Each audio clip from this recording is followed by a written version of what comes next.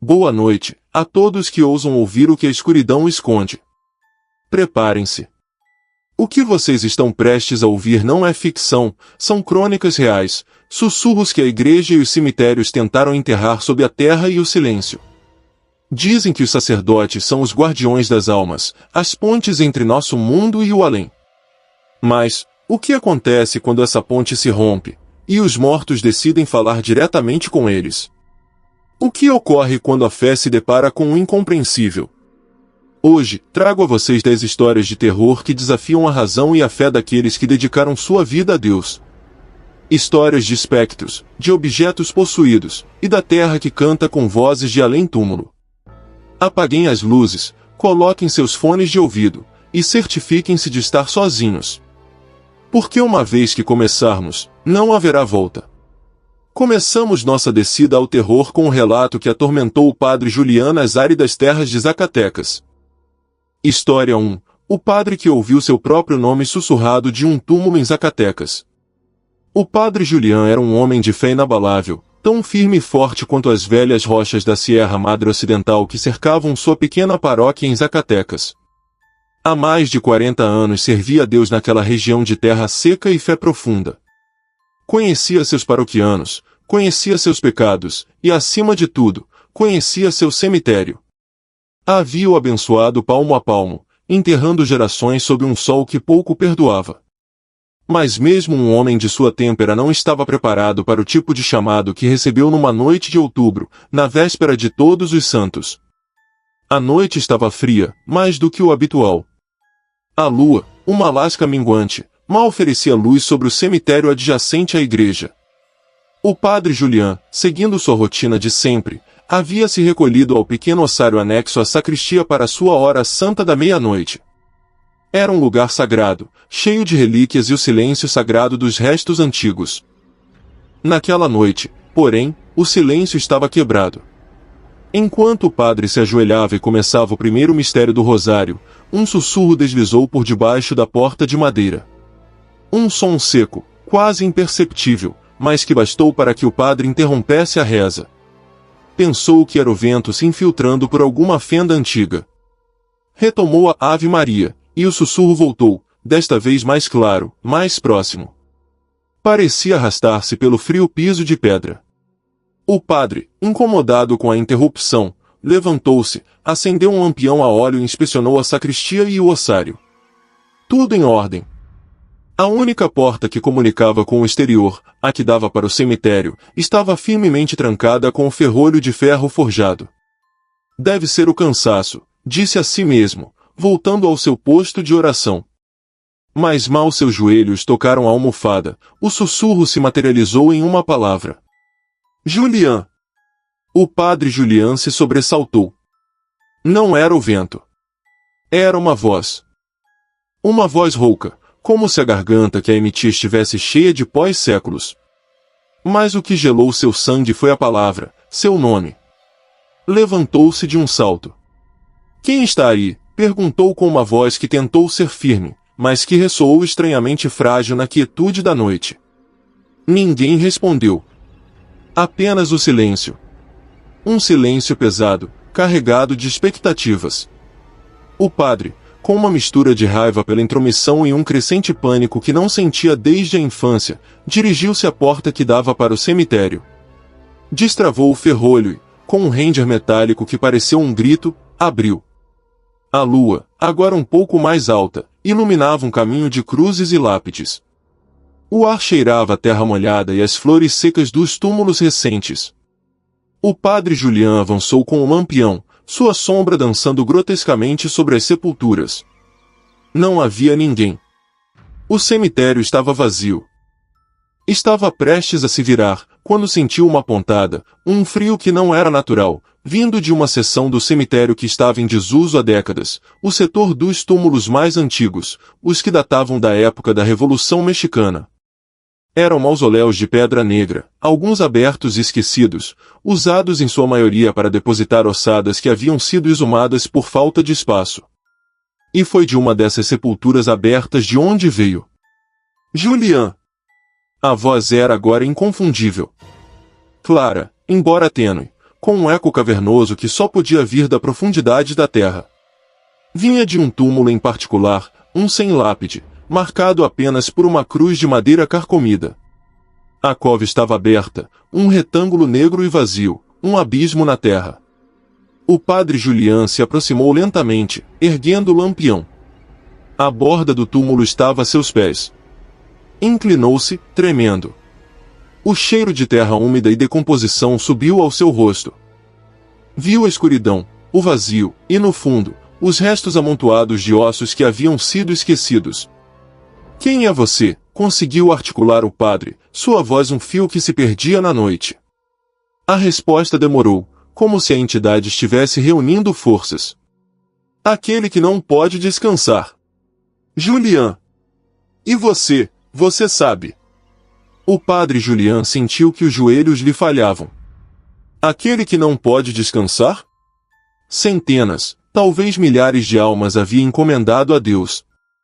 "Por que esta, e por que a ele, com seu nome? Diga-me seu nome. Diga-me o que te atormenta", ordenou o sacerdote, retomando um pouco de sua autoridade.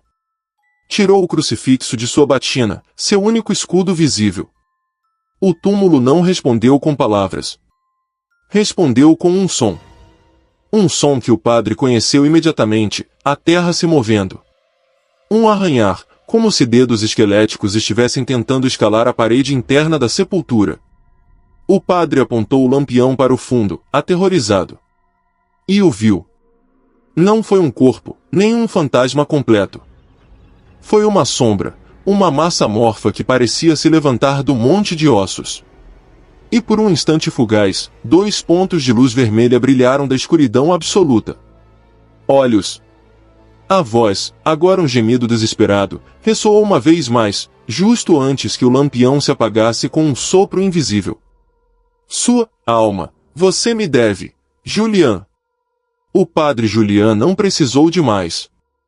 Soltou o lampião, que caiu com um ruído surdo no fundo da cova, e correu. Correu como nunca havia feito em sua vida, apesar de seus 70 anos e seu cansaço. Trancou-se em sua paróquia, arrastou o velho confessionário de madeira maciça contra a porta e se ajoelhou para rezar, tremendo. Rezava, não por sua alma, mas pela paz que havia perdido naquela noite. O espectro havia dito, "Você sabe." O que ele sabia? Que segredo enterrado com a terra o reclamava? Nunca mais dormiu tranquilo. Todas as noites, durante o resto de seus dias, o padre Julian ouvia o mesmo sussurro arrastando-se desde o cemitério. Já não se atrevia a sair. Simplesmente sentava-se junto à porta, esperando. E embora o sussurro nunca mais pronunciasse palavras, ele sabia exatamente o que repetia a voz rouca do túmulo sem nome. "Julian! Julian! Julian!" O padre Julian morreu 6 meses depois, de um infarto, agarrado ao seu crucifixo. Foi enterrado, a pedido seu, na parte mais distante do cemitério, o mais longe possível do túmulo de onde havia brotado seu nome. Mas os paroquianos, que respeitaram sua última vontade, juram que na manhã seguinte, justo aos pés de sua nova sepultura, havia uma pequena mancha de terra revolvida.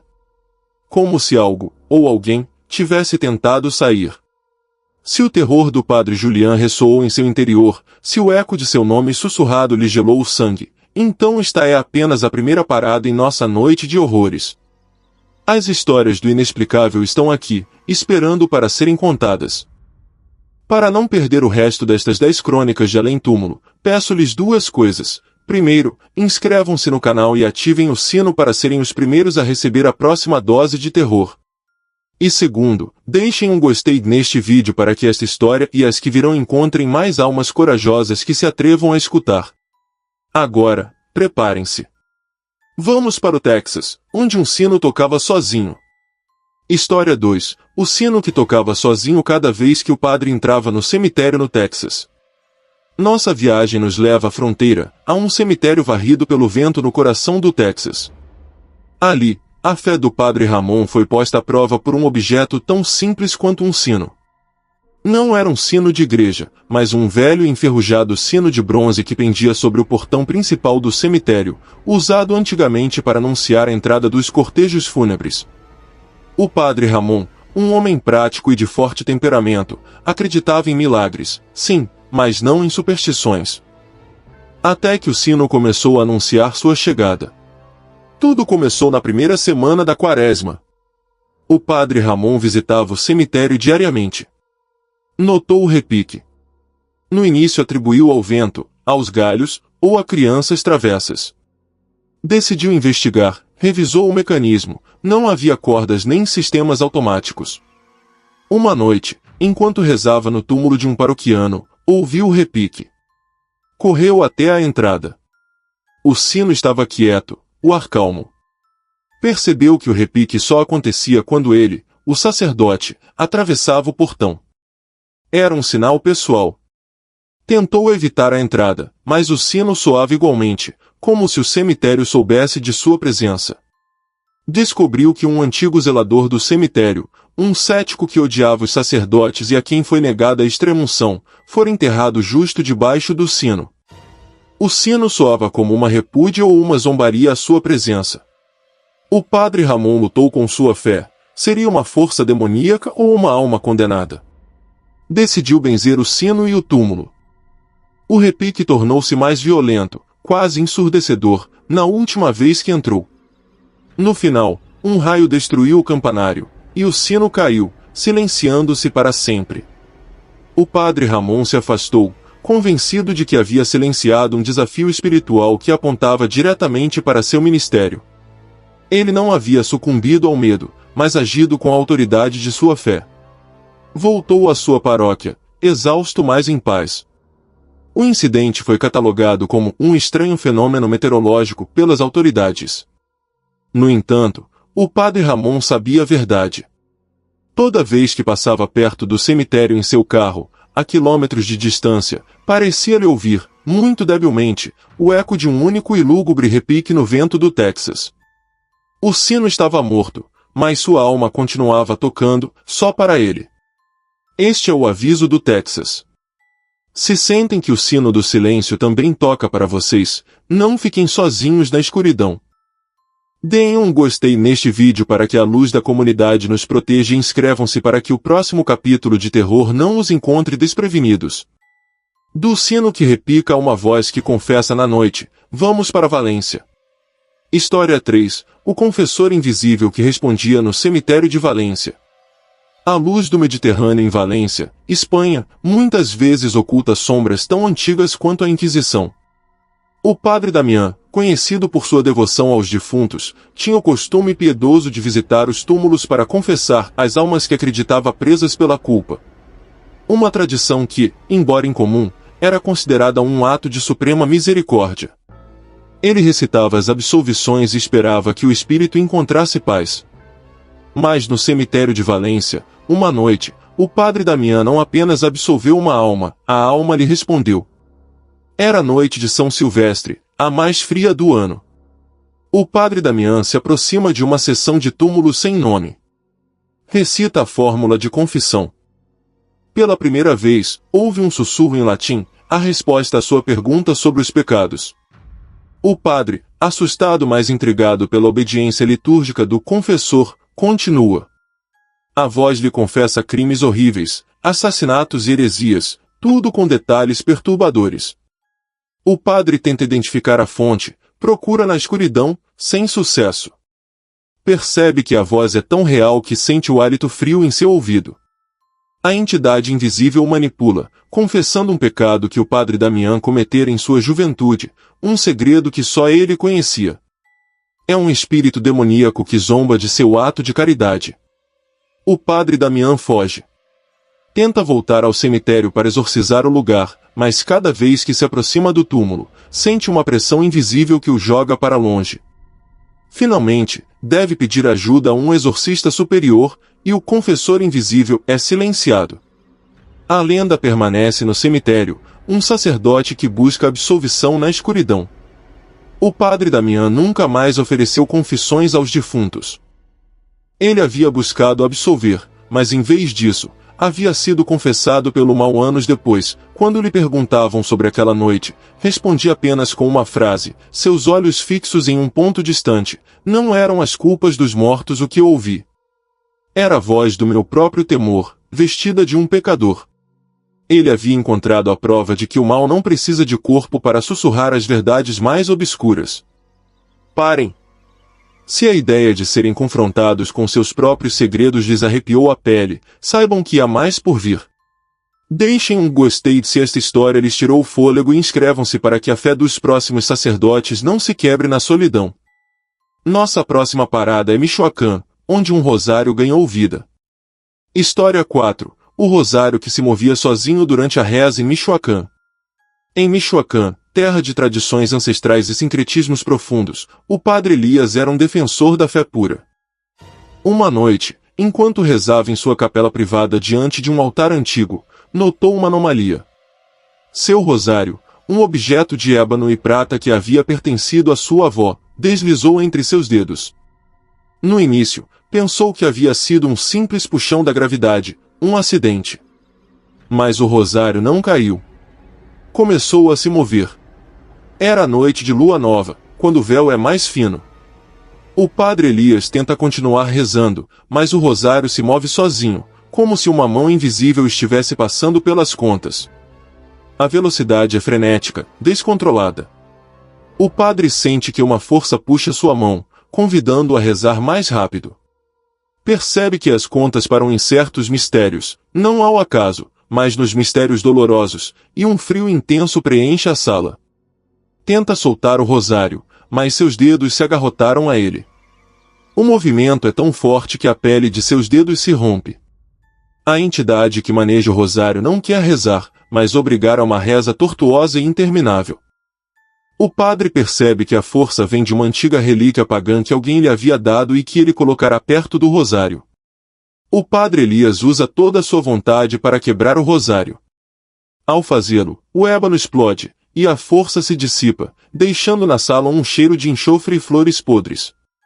O padre Elias passou dias com as mãos enfaixadas e uma nova compreensão do poder do mal.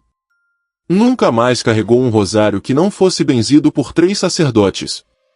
O mistério do rosário que se movia sozinho ficou como um aviso silencioso em Michoacán. Às vezes, o que guia a oração não é a fé, mas uma vontade antiga e obscura que busca forçar a penitência. E o padre Elias sabia que a penitência forçada não era salvação, mas tortura. Um rosário que obriga a rezar é um terror que poucos podem imaginar. Se esta história os deixou rezando pelo amanhecer, não fiquem na escuridão. Deem um gostei neste vídeo para que mais gente conheça o perigo e inscrevam-se para seguir o caminho que nos leva ao Novo México, ao deserto das sombras. História 5. A sombra ajoelhada junto à cruz no Novo México.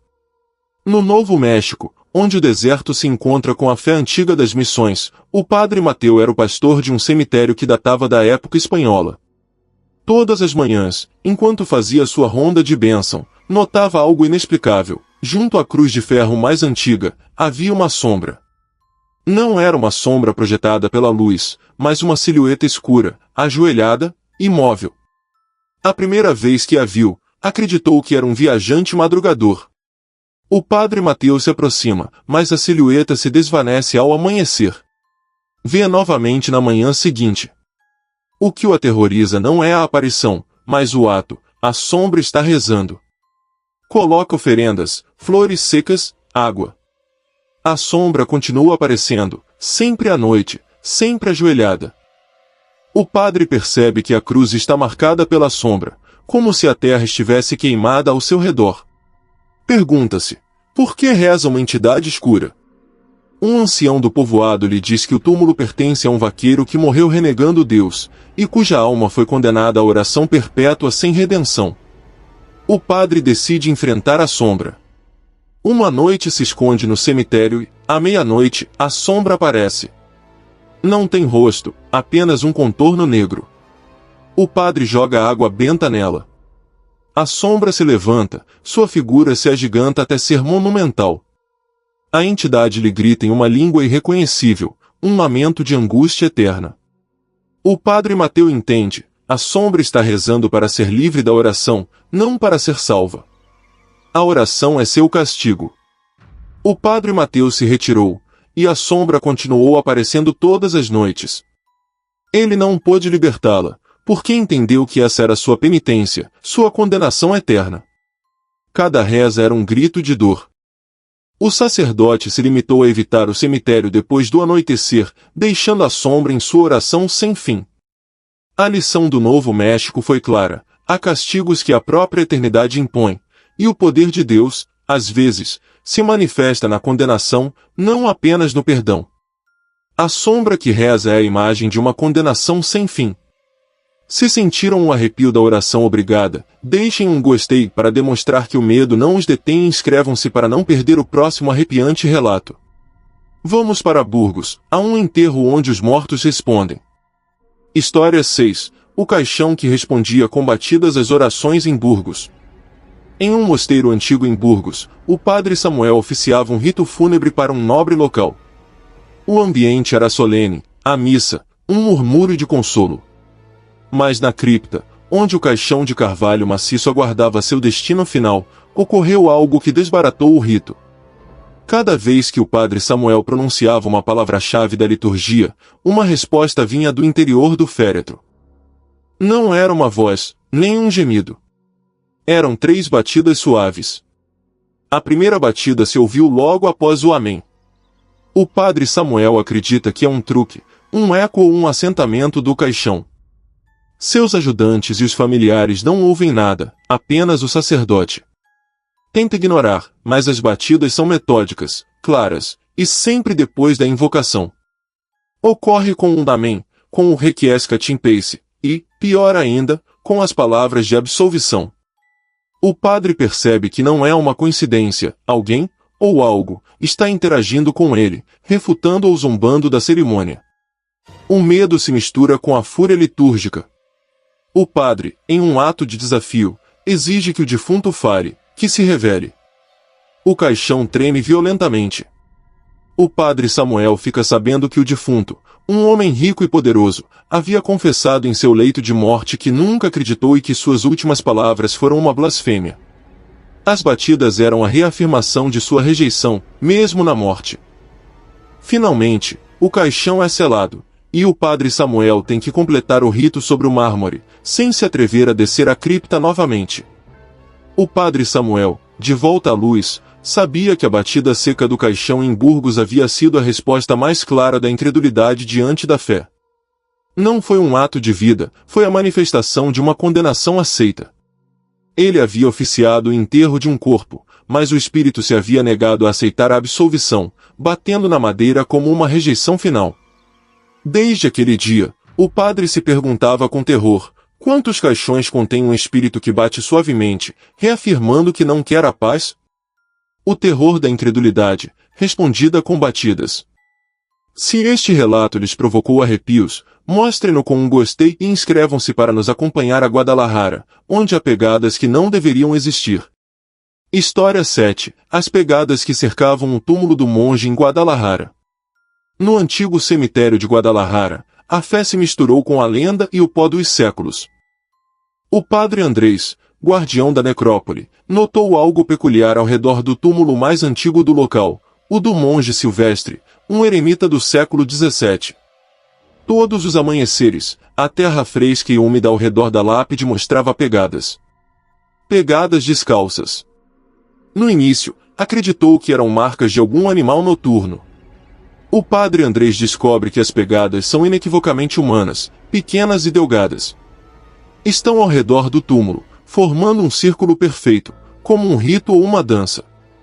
O túmulo do monge Silvestre havia sido selado com concreto há décadas. O padre ordena ao coveiro que vigie, mas ninguém vê nada. Uma noite, o padre fica para vigiar pessoalmente. Escondido atrás de um mausoléu, vê que ao fio da meia-noite, a terra ao redor do túmulo começa a fumegar levemente. As pegadas aparecem sozinhas, formando-se na terra úmida, como se uma figura invisível estivesse caminhando. Percebe que as pegadas não são de alguém que caminha sobre a terra, mas de alguém que caminha saindo dela. O padre Andrés descobre um pergaminho antigo na paróquia que revela que o monge Silvestre foi enterrado vivo por heresia, e o círculo de pegadas era sua tentativa diária de escapar de sua prisão subterrânea. O padre, consumido pela piedade, tenta abrir o túmulo. Ao fazê-lo, o círculo de pegadas se dissolve, e a terra fica em paz. O padre Andrés sentiu um profundo alívio e ao mesmo tempo um medo terrível. Havia libertado uma alma que estivera condenada a caminhar em círculos por séculos. O túmulo foi selado novamente, desta vez com uma bênção sincera. O padre Andrés voltou ao seu trabalho com a certeza de que nem todos os mortos dormem, e que às vezes, o maior ato de fé é quebrar uma condenação imposta pela própria Igreja. A história de Guadalajara é uma lição sobre a penitência eterna. As pegadas de um condenado nos lembram que o passado nunca morre. Se sentiram o arrepio de uma caminhada sem fim, deixem um gostei e inscrevam-se para viajar à Flórida, a um cemitério onde a dor se fez líquida. História 8. O crucifixo que chorava em silêncio em um cemitério da Flórida. Na costa da Flórida, o padre Gabriel oficiava uma missa de requiem em um pequeno cemitério litorâneo. A cerimônia era simples, mas quando o padre ergueu o crucifixo de bronze para a consagração, um brilho inusitado distraiu. Ao olhá-lo de perto, notou que o rosto de Cristo, forjado em metal, gotejava. Não era condensação, nem um truque de luz. Era um líquido transparente, como lágrimas. A gota rolou pela face de bronze, caindo no chão de mármore. O padre Gabriel se assusta, mas continua a missa, tentando ignorar o fenômeno. O gotejamento se intensifica. Os presentes à missa, ao ver a reação do padre, começam a fixar sua atenção no crucifixo. O líquido se acumula na base, formando uma pequena poça. Alguém se atreve a tocá-lo, é água morna, com um leve odor de sal e rosas. O padre, enfim, interrompe a missa e examina o crucifixo, não há fonte de umidade. Sente uma profunda tristeza que emana do objeto. Descobre que o crucifixo havia sido colocado no túmulo de uma menina que morreu de forma violenta e cujo assassino nunca foi encontrado. O choro era a dor e o desespero de uma alma sem justiça. O padre Gabriel percebe que o crucifixo está chorando pela menina, pela injustiça não resolvida. O padre decide suspender a missa para realizar uma vigília de justiça. No dia seguinte, o gotejamento cessa, e a polícia, casualmente, encontra uma pista que leva ao assassino. O crucifixo só chorava até que a justiça fosse posta em marcha. O padre Gabriel havia presenciado um milagre, mas também um aviso: a paixão de Cristo não termina na cruz, estende-se a cada injustiça. O crucifixo da Flórida parou de chorar no dia em que a menina pôde descansar em paz. O padre o guardou como uma relíquia. Hoje, disse que se uma grande injustiça acontece perto da igreja, o crucifixo fica úmido, suando, advertindo que a dor dos inocentes ainda não cessou. Quando a dor da injustiça é tão grande que a imagem de Cristo chora, sabemos que o mundo ainda é um lugar de horror. Deixem um gostei se esta história os comoveu e inscrevam-se para ouvir a que segue. Vamos para o Oaxaca, a um encontro com uma alma muito jovem. História 9. O padre que viu uma criança pedindo-lhe confissão no cemitério de Oaxaca. Oaxaca, terra de tradição e mistério. O padre Cosme, um sacerdote idoso, passeava pelo cemitério ao entardecer, quando o sol se punha. Notou uma criança, de uns 6 anos, sentada em um túmulo sem nome, com um rosário quebrado em suas mãos. A criança se aproximou do padre Cosme com olhos grandes e tristes, pedindo-lhe confissão. Padre, disse a criança com uma voz suave, preciso me confessar. O rosário quebrou quando? O padre Cosme se senta com a criança. A criança começa a contar uma história estranha, não de um pecado, mas de um acidente. Fala de uma brincadeira, de um descuido e da morte repentina. O padre sente uma profunda pena, mas quando tenta consolá-la e dar-lhe absolvição, a criança para tentar novamente de continuar. O padre nota que a roupa da criança é antiga, como do início do século XX. O rosário que tem na mão é de ossos pequenos, de criança, não de contas. A criança começa a descrever o momento de sua morte, e é arrepiante. Quando o padre lhe pergunta seu nome, a criança sorri, mas seu rosto se torna transparente.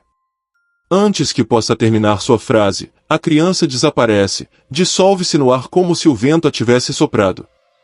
O padre Cosme investiga o túmulo da criança. Descobre que ali foi enterrado um pequeno que morreu de um acidente e que não pôde receber os últimos sacramentos. O rosário quebrado era o sinal de seu desespero.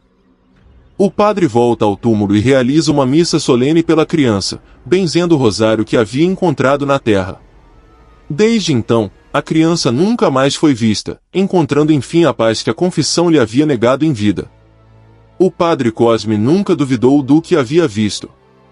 Havia sido a última vontade de uma criança que não queria passar a eternidade sem a bênção final. O rosário, quebrado, foi sua única prova tangível. O padre o guardou e rezou com ele até o fim de seus dias.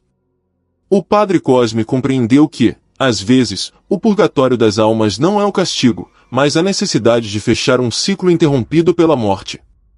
A história de Oaxaca é um lembrete de que as almas mais inocentes podem carregar a culpa mais profunda. A confissão de uma criança fantasma. Se sentem a pontada do terror misturado com a tristeza, deixem um gostei e inscrevam-se para o último e mais arrepiante relato. Terminamos em Salamanca, onde a terra canta. História 10. O canto que saía da terra durante a missa em Salamanca. Finalizamos nossa travessia na antiga Salamanca, berço de sabedoria e mistério. O padre Ricardo oficiava a missa da manhã. Tudo era normal até que, justo ao começar o evangelho, um som incomum quebrou a quietude. Não vinha do coro, nem da rua. Vinha de baixo. Um canto. Era uma voz grave, profunda, que parecia vibrar do subsolo da igreja. O padre Ricardo interrompe o evangelho. O canto continua, é um coro de homens, solene, cantando em latim, mas com uma melodia que não corresponde ao rito atual. São cânticos antigos, proibidos ou caídos em desuso. Os paroquianos se assustam, alguns fogem. O padre Ricardo percebe que o canto é um rito completo, sincronizado com a liturgia, como se alguém estivesse oficiando uma missa paralela sob a terra. O padre Ricardo sente uma curiosidade teológica que supera seu medo. Investiga e descobre que a igreja foi construída sobre uma antiga cripta jesuíta onde um grupo de sacerdotes foi enterrado, condenado por heresia. O canto era a continuação de sua missa condenada. O padre Ricardo decide se juntar ao canto, recitando o mesmo cântico em voz alta. Ao fazê-lo, o canto subterrâneo cessa abruptamente, como se a conexão tivesse se rompido ou a voz do padre tivesse silenciado os condenados. O padre Ricardo percebe que havia interrompido uma missa eterna, uma oferenda interminável. O padre Ricardo terminou o evangelho em um silêncio absoluto. A lição de Salamanca foi a mais perturbadora. O céu e o inferno às vezes são menos importantes que as missas que se negam a terminar. Ele havia sido testemunha de uma liturgia eterna, celebrada por almas que não podiam renunciar à sua fé, nem à sua condenação. Desde aquele dia, o padre Ricardo sempre escuta atentamente o chão da igreja. Não para ouvir a voz de Deus, mas a daqueles que continuam cantando, eternamente. 10 histórias.